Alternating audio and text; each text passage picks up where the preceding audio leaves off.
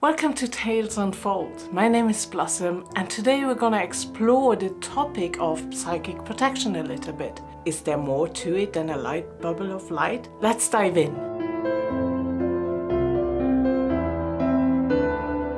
So as I said, psychic protection.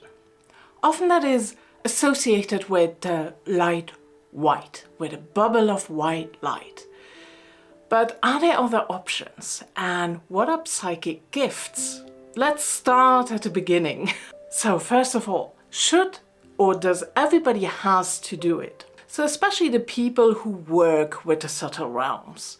That may be energy healers like Reiki practitioners or energy clearers, the house healers for example. But also tarot readers or people who work with the Faery realm, for example. Everybody who dabbles into this unseen world, if you like. I would say it would definitely be well advised to use some form of psychic protection. But it's not just those people, right? Everybody can potentially pick up detrimental energies, if you like. Now that can be just on your complete average day. You go to the grocery store and there are a lot of people and there's a lot of hustle and bustle and a lot of people who are stressed after work, for example, had a bad day at work, and they leave, they walk around with a certain energy and they might even have attachments themselves in their energy field. And when you are wide open, or even if you feel a bit vulnerable, if you might have tears in your aura, for example, for whatever reason, let's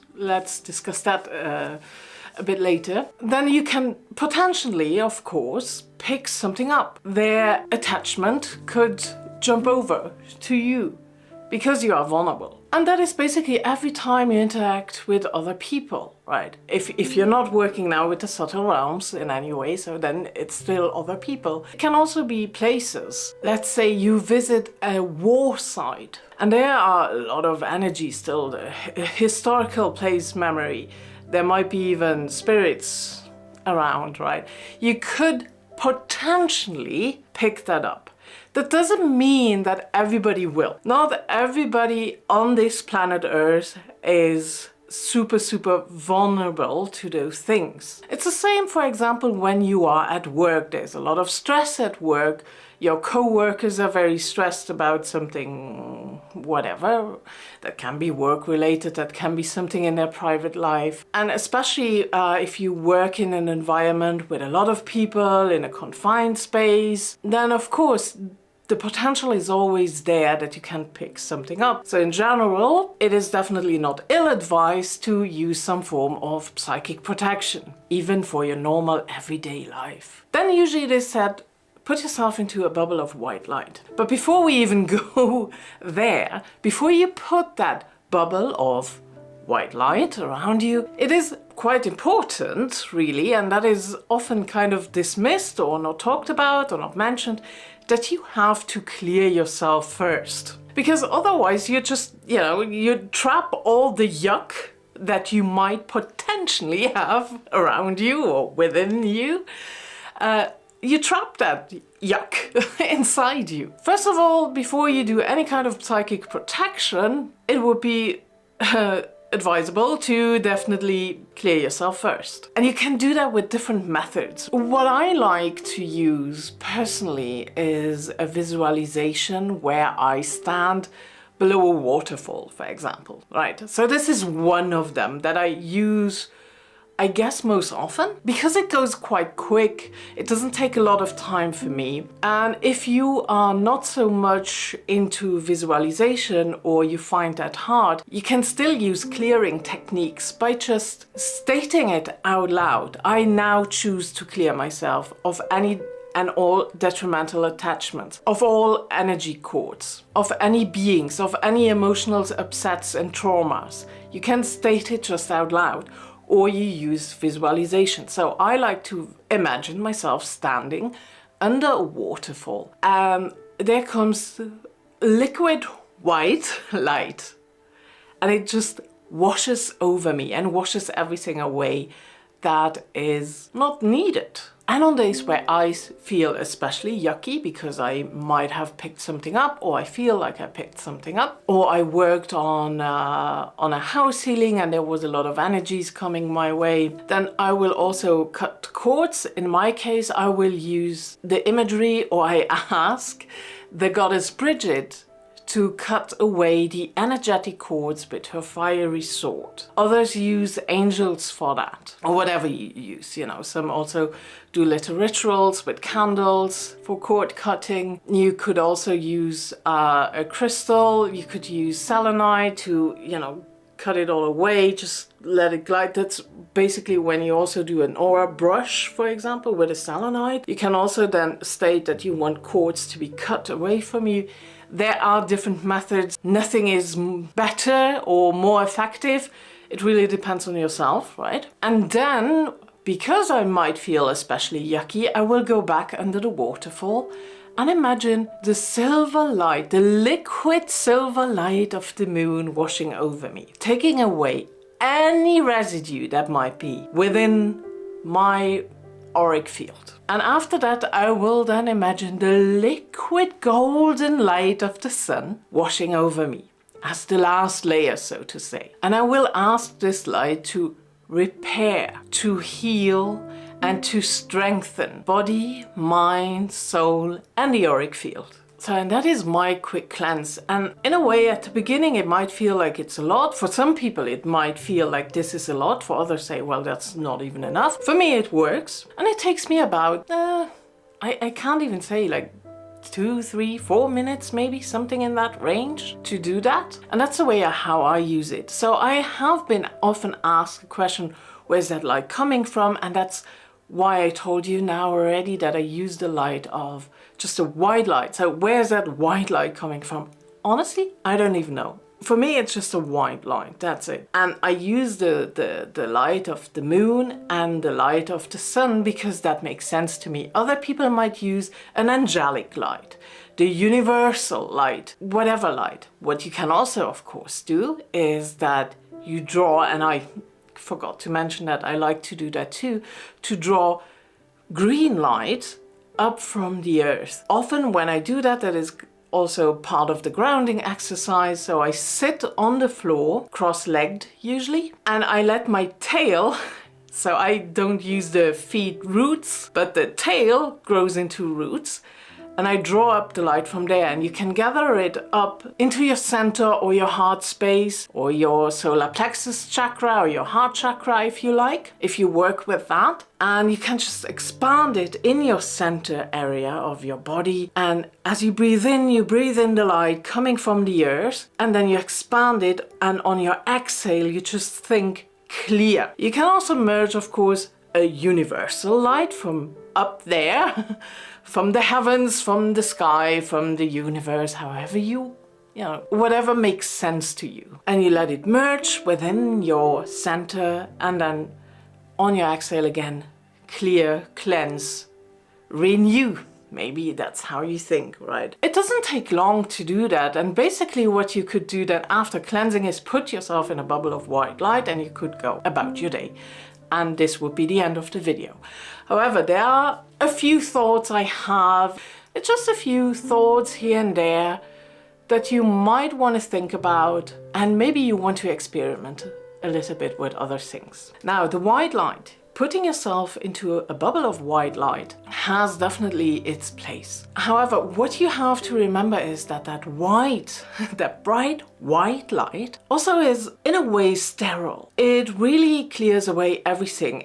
You can think of it like if you prepare a surgery table. You really don't want any germs, any bacteria, you don't want anything, right? But it's not always necessary. You don't need to.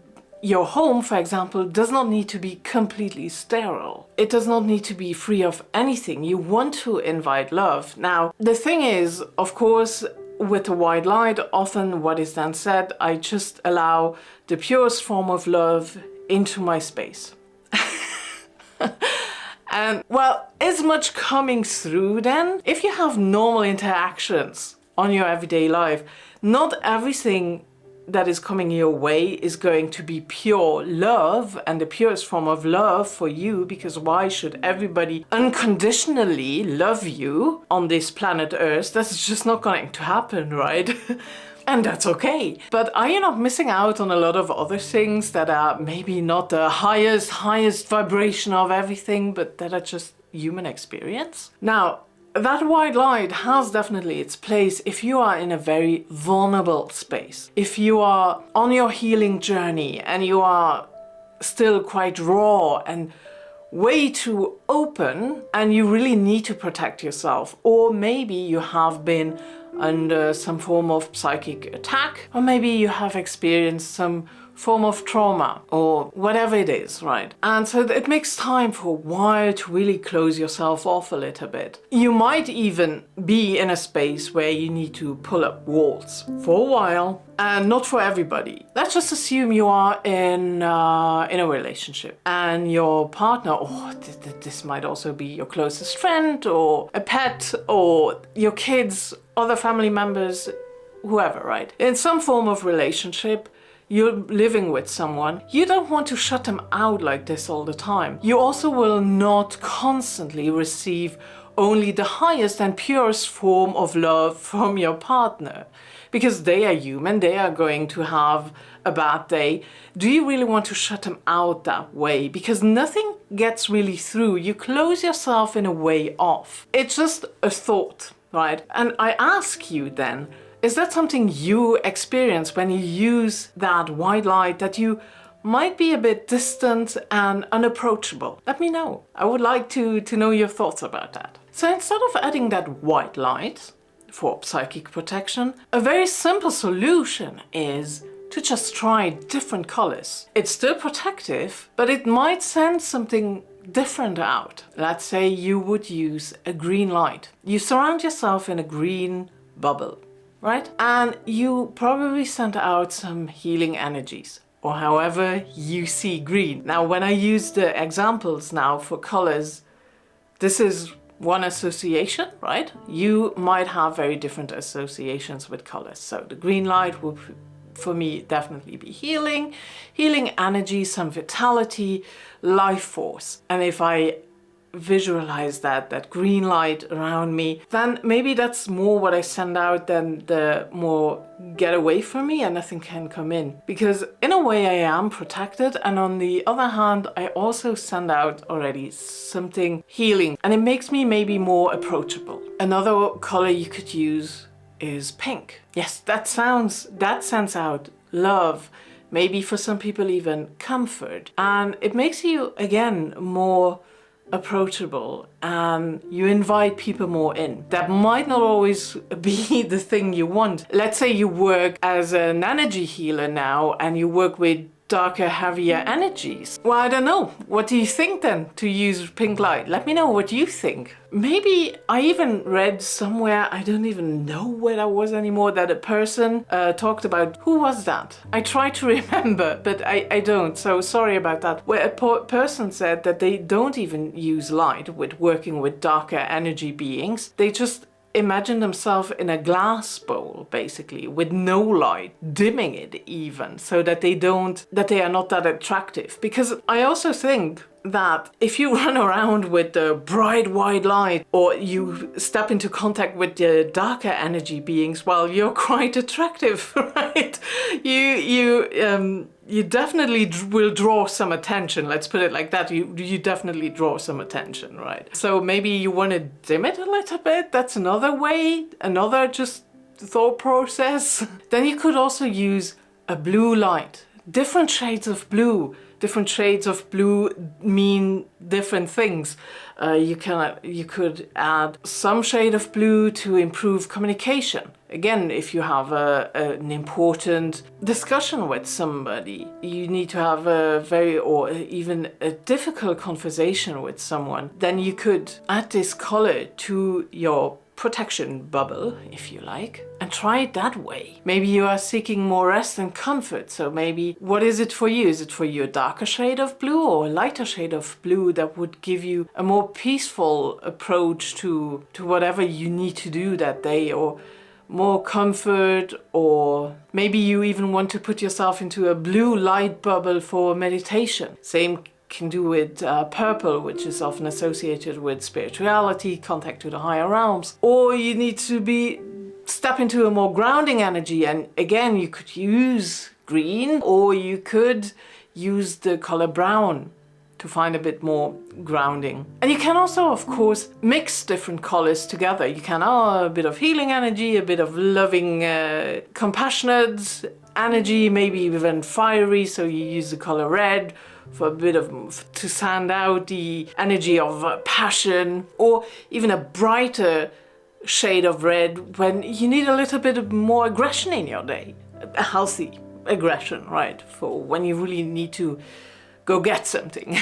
Or you could use yellow to lift up your spirits a little bit because you feel maybe a little bit down, or an orange would work there as well. So it's again, how do you associate colors? So mix and match it a little bit, try it out for yourself. If you use different colors, what happens then? So I also have been asked, okay, if you put up a psychic protection like that, you put yourself in a bubble, how long does it last? I'm not sure I can give a proper answer to that, but everybody will give you a bit of a different answer. If you feel especially vulnerable, or you are new to working with subtle energies, or for whatever reason, I would just do it first thing in the morning, or one of the first things in the morning every day. And after a while, you probably notice that you don't need it necessarily.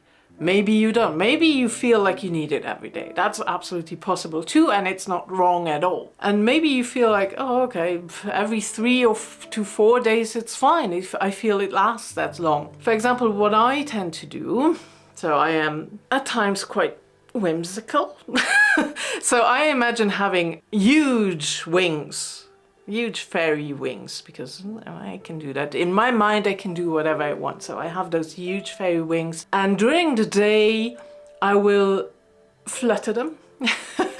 And all the glitter and all the colors come out, and it reactivates it, basically. In the morning, I sit down and I will put a layer of protection around me after clearing myself. And then when I feel during the day, okay, I need a little boost here, then I will just flutter those wings and all this stuff comes out, and that lasts me sometimes even for a few days in a row. I cannot really give an answer to that, because you will feel it yourself. You might doing it for 6 months every day, and then suddenly you notice, oh, well, don't need it every day anymore. I don't feel like I'm constantly under attack. Which brings me to another part, or another important topic, is that the psychic protection should not really be taking place out of fear. Because I see that happening sometimes, that people are really, oh, I need psychic protection because I'm constantly under psychic attack, or there are a lot of dark beings around, and I'm such an empath, I will pick up everything, and without that I cannot even survive in the world. It's not out of fear you should use psychic protection. Psychic protection is just basically common sense. When it's really cold outside, of course, I will put on a coat and a scarf and my beanie or whatever, you know, my hat, and that's just common sense, right? It's not because I'm constantly afraid, oh, something is out there to get me. Of course, I will heighten my own psychic protection when I work, for example, with dark energy beings. I don't necessarily want to be wide open for those beings. You do have to set your boundaries there, of course, right? And I have different methods for that. I will not go into that. It's just going to be too long, the video, otherwise. Not everything is out there to get you. You are not the target of every dark energy being. You're not the target of everything bad. That is not to deny that there are very heavy and dark energies as such, and energy beings around, and it also doesn't mean that they cannot actually latch onto you or mess with you in any way. But if you just use that psychic protection with that fear mind, like, oh, everybody is out there to get me, everybody, I have to, and if I don't protect myself, well, then you kind of attract them even more. Just saying. just see it from a perspective of just common sense, you know. That's it. You don't have to be afraid of everything, and you don't have to think that everything wants to harm you. There might be, you know, it's at least in my world, it's a reality that those things can latch onto you and they can mess with your head and they can mess with your electronics in my case, which they do quite often.